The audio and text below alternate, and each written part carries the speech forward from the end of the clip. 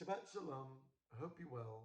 Hope you had a good week, and I hope you had an enjoyable, meaningful, and inspirational high holiday season.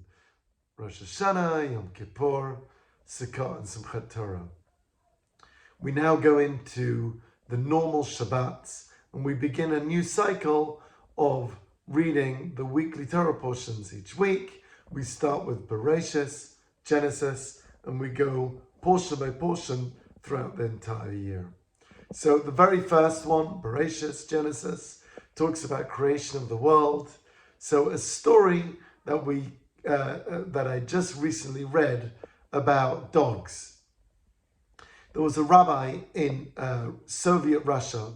His name was Rabbi Mendy Korer, and he got sentenced 14 years to Siberia for teaching Judaism, a counter-revolutionary activity.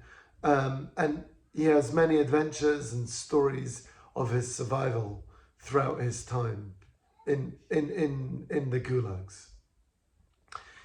One day, a fellow inmate comes to him and says, "Rabbi, I'm planning to escape. I've devised an entire detailed plan, and I'd like your blessing." Despite the rabbi saying how dangerous it was, he still gives him the blessing. And because he was privy to plans, he gets to witness what happens.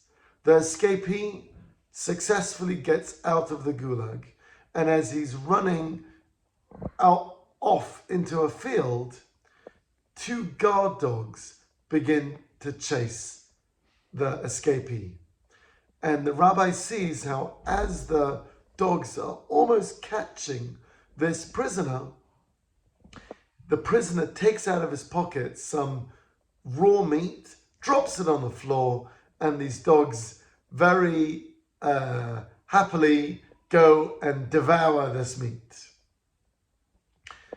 Shortly after, as they're eating the meat, there's a guard that comes, understood what happened, and shoots both of those dogs.